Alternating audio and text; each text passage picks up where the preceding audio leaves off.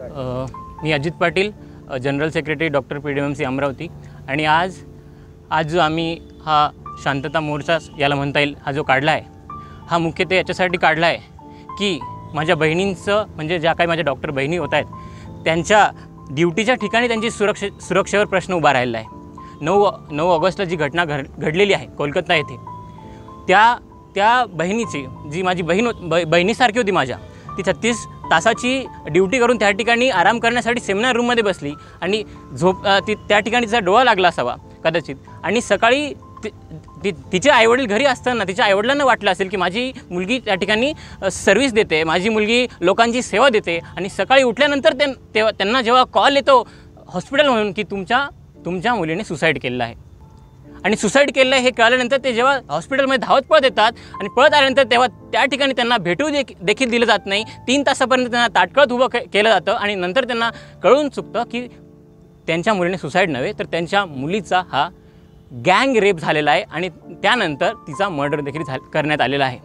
यामागं कोण आहे काय याची चौकशी तर निश्चितपणे झालीच पाहिजे, पण यानंतर अशी कुठलीही घटना डॉक्टरांच्या बाबतीत नाही तर कोणत्याही मुलीबाबतीत घडू नये हे असं माझं म्हणणं आहे। आणि डॉक्टरांच्या सुरक्षेसाठी जो कायदा आहे तो लवकरात लवकर इम्प्लिमेंट करण्यात यावा आणि इम्प्लिमेंट झाल्यानंतर त्याची अंमलबजावणी चांगल्या पद्धतीने जी आहे सगळ्या देशभरामध्ये झाली पाहिजे असं आम्हाला वाटतं। आणि त्यासाठीच आम्ही हा आजचा जो मोर्चा वगैरे काढला होता।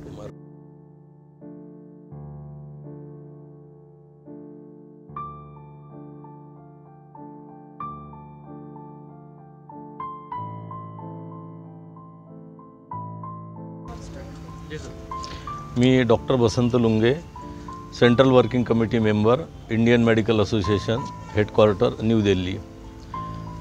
जो 9 ऑगस्टला जो इन्सिडन्स घडला आहे तो अतिशय वाईट पद्धतीनं आमच्या एक लहान बहिणीवर, आमच्यासारख्यांच्या मुलीवर असा अतिप्रसंग, आणि तो प्रसंग विशद करणं आईवडिलांना कठीण आहे आणि आमच्या फॅटर्निटीच्या कुणालाही असं जर विचारलं तर सांगू शकत नाही।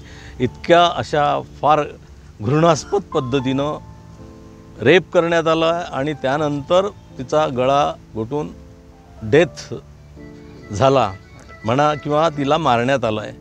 सगळ्यात महत्त्वाचं असं आहे की तिथलं जे ॲडमिनिस्ट्रेशन आहे, ॲडमिनिस्ट्रेशननी अजूनपर्यंत जो कल्प्रिट आहे तो कल्प्रिट अजूनपर्यंत पुढे आला नाही आणि हे पूर्णतः गँग रेप आहे अशा पद्धतीचं सगळं पोस्टमॉर्टम रिपोर्टमध्ये सगळं निघालं आहे। एवढं असताना अशा पद्धतीत हा ॲक्ट सरांनी आता सांगितलं, डॉक्टर A.T. देशमुखांनी सांगितलं सेंट्रल ॲक्ट यायला पाहिजे, पण ॲक्ट येणं महत्त्वाचं नाही, त्याचं इम्प्लिमेंटेशन आणि इतकं कडक इम्प्लिमेंटेशन झालं पाहिजे की जेणेकरून मेडिकल फॅटर्निटीच्या एक डॉक्टरवर असा प्रसंग कधी येऊ नये आणि आला तर कशा पद्धतीनं पनिशमेंट मिळायला पाहिजे अशा पद्धतीचं इंडियन मेडिकल असोसिएशनच्या वतीनं भारतभर पूर्ण निदर्शनं सुरू आहे।